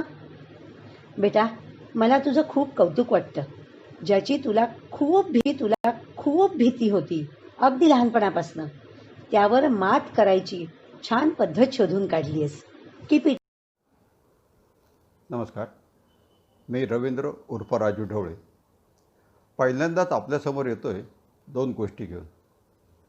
The road of lost innocence या पुस्तकाचं रसग्रहण आणि अकोल्याच्या 90 वर्षावरील डॉक्टर नानासाहेब चौधरी यांच्याकडून आलेला मला आवडलेला संदेश घेऊन. 2019 साली मी व राजीव जोशी आपल्या सौभाग्यवती व इतर 8 अशा 12 जणांबरोबर व्हिएतनाम कंबोडियाला फिरून आलो. जायच्या अगोदर ज्या देशाने अमेरिकेसारख्या बलाढ्य राष्ट्राला अनेक वर्ष झुंज देऊन जेरीस आणले, त्या देशाचे दर्शन या कल्पनेच मोहरल्यासारखं झालं होतं. कंबोडिया व तेथील अँकॉर वाट सारखी वास्तू त्यावेळी माझ्या खिचगणतीतही नव्हती. अर्थात फिरून आल्यावर सर्व काही व्यवस्थित पाहिल्याचं जाणवलं. हा भाग वेगळा. व्हिएतनाम, कंबोडिया येथील वास्तव्यात न जाणवलेलं, पाहिलेलं तेथील एक वेगळंच जग वाचलं. जेव्हा मी भारतात आल्यावर कंबोडियातील मानवाधिकार चळवळीच्या सक्रिय कार्यकर्त्या व लेखालिका सोमाली माम यांचं the road of last innocence हे पुस्तक वाचलं तेव्हा. जगाच्या निर्मितीपासून एकच निर्विवाद सत्य आहे, ते म्हणजे स्त्री आणि पुरुष या दोन जाती आणि त्यांचे संबंध. तसं पाहिलं तर रेड लाईट एरिया जगात सगळीकडेच आहे आणि त्याविषयी आत्तापर्यंत अनेक वेळा, अनेक ठिकाणी, अनेक प्रकारे सातत्याने लिहून आलेलं आहे. त्याच्यातून तर हे पुस्तक अशा महिलेनं लिहिलं आहे जिच्या आयुष्यातील 75% जास्त कालावधी वेगवेगळ्या वेश्यागृहात गेला आहे आणि त्यानंतर मात्र संधी मिळताच फिनिक्स वृक्षाप्रमाणे उभी राहिलेली ही स्त्री जेव्हा त्याविषयी लिहिते ते लेखन म्हणजेच the road of lost innocence. कंबोडियातील अत्यंत दुर्मिळ भागात राहणाऱ्या अनेक जाती जमाती, जगण्यासाठी काहीही खाणाऱ्या, कुठेही राहणाऱ्या अशा या जमाती.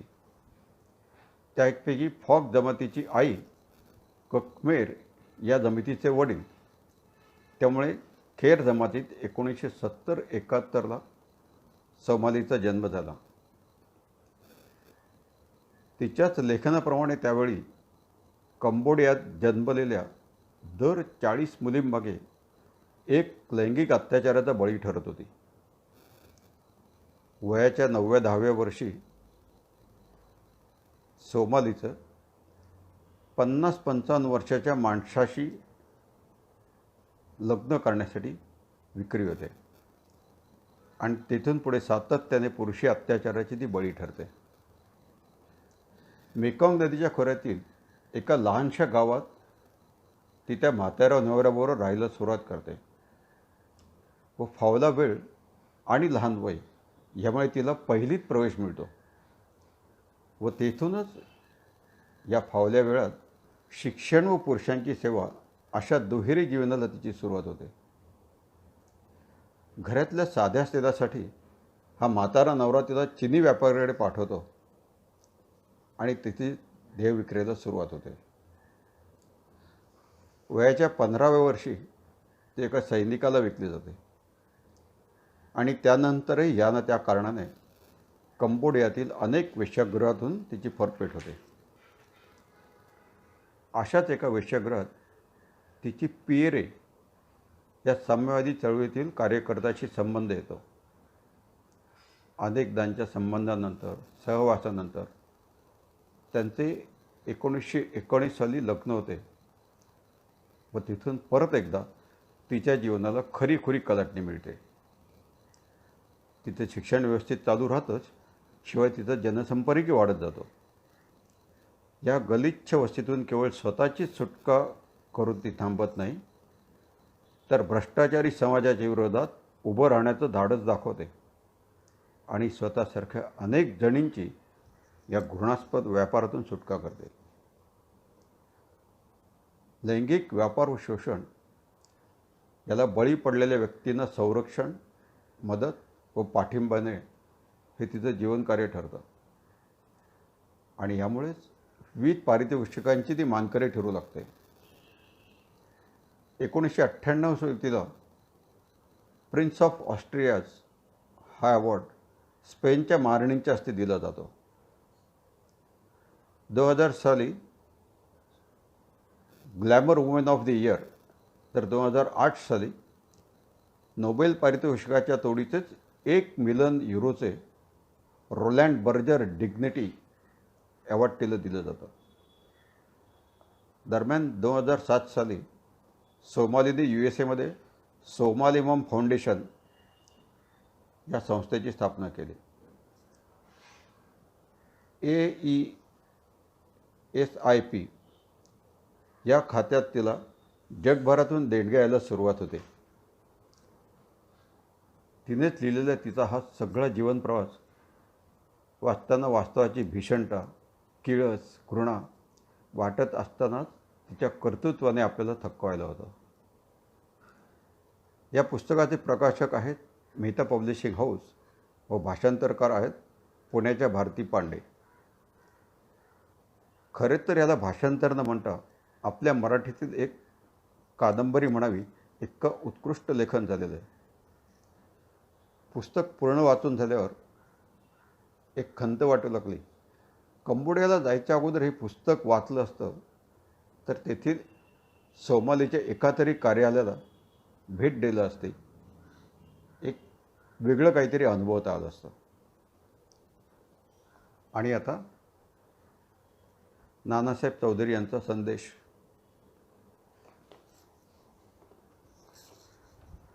आयुष्य मर्यादित आहे आणि जीवनाचा शेवट होईल तेव्हा इथली कोणतीच गोष्ट आपल्यासोबत नेता येणार नाही. मग जीवनात खूप काटकसर कशाला करायची? आवश्यक आहे तो खर्च केलाच पाहिजे. ज्या गोष्टीतून आपणास आनंद मिळतो त्या गोष्टी केल्याच पाहिजेत. आपण गेल्यानंतर पुढे काय होणार याची मुळीच चिंता करू नका. कारण आपला देह जेव्हा मातीत मिसळून जाईल तेव्हा कोणी आपले कौतुक केले काय किंवा टीका केली काय? जीवनाचा आणि स्वकष्टाने मिळवलेल्या पैशाचा आनंद घेण्याची वेळ निघून गेलेली असेल. तुमच्या मुलांची खूप काळजी करू नका. त्यांना स्वतःचा मार्ग निवडू द्या. स्वतःचे भविष्य घडवू द्या. त्यांच्या इच्छा आकांक्षांचे आणि स्वप्नांचे तुम्ही गुलाम होऊ नका. मुलांवर प्रेम करा. त्यांची काळजी घ्या. त्यांना भेटवस्तूही द्या. मात्र काही खर्च स्वतःच्या आवडीनिवडीवर करा. जन्मापासून मृत्यूपर्यंत नुसते राब राब राबणे म्हणजेच आयुष्य नाही हे देखील लक्षात ठेवा. तुम्ही 50शीत आहात. आता आरोग्याची हेळसांड करून पैसे कमावण्याचे दिवस आता संपले आहेत हे लक्षात ठेवा. कारण पुढील काळात पैसे मोजूनसुद्धा चांगले आरोग्य मिळणार नाही. या वयात प्रत्येकापुढे 2 महत्त्वाचे प्रश्न असतात. पैसा कमावणे कधी थांबवायचे आणि किती पैसा आपल्याला पुरेल. तुमच्याकडे शेकडो हजारो एकर जमिनीत सुपीकता किती असली तरी तुम्हाला दररोज किती अन्नधान्य लागतं. तुमच्याकडे अनेक घरे असली तरी रात्री झोपण्यासाठी एक खोली पुरेशी असते ना. एक दिवस आनंदाशिवाय गेला तर आयुष्यातला एक दिवस तुम्ही गमावला आहात आणि एक दिवस आनंदात गेला तर आयुष्यातला एक दिवस तुम्ही कमावला आहात हे लक्षात असू द्या. आणखी एक गोष्ट, तुमचा स्वभाव खेळकर उमदा असेल तर तुम्ही आजारातून बरे व्हाल आणि तुम्ही कायम प्रफुल्लित असाल तर तुम्ही आजारी पडणारच नाहीत. सगळ्यात महत्त्वाचं म्हणजे आजूबाजूला जे जे उत्तम आहे, उदात्त आहे त्याकडे पहा. त्याची जपणूक करा. आणि हो, तुमच्या मित्रांना कधीही विसरू नका. त्यांना जपा. हे जर तुम्हाला जमलं तर तुम्ही मनाने कायम तरुण राहाल आणि इतरांनाही हवेवेसे वाटाल. मित्र नसतील तर तुम्ही नक्कच एकटे आणि एकाकी पडाल. त्यासाठी रोज व्हॉट्सअपच्या माध्यमातून संपर्कात राहा. हसा, हसवत राहा, मुक्त दाद द्या. म्हणूनच म्हणतो आयुष्य खूप कमी आहे, त्या आनंदाने जगा. प्रेम मधुर आहे, त्याची चव चाखा. क्रोध घातक आहे, त्याला गाडून टाका. संकटही क्षणभंगूर आहेत, त्यांचा सामना करा. डोंगराआड गेलेला सूर्य परत दिसू शकतो, पण माथ्याआड गेलेले जिवलग मित्र परत कधी दिसत नाहीत. म्हणून नाती जपा. एकमेकांना आदर प्रेम द्या. नाहीतरी आयुष्य क्षणभंगूर आहे, कधी संपेल कळणारे नाही. म्हणून नेहमी आनंदी राहा, आनंद द्या. मित्र जपा, मैत्री जपा जमेल तसे जमतील तेवढे गेट टुगेदर मात्र करत राहा. आयुष्य जगा, आयुष्य जगा.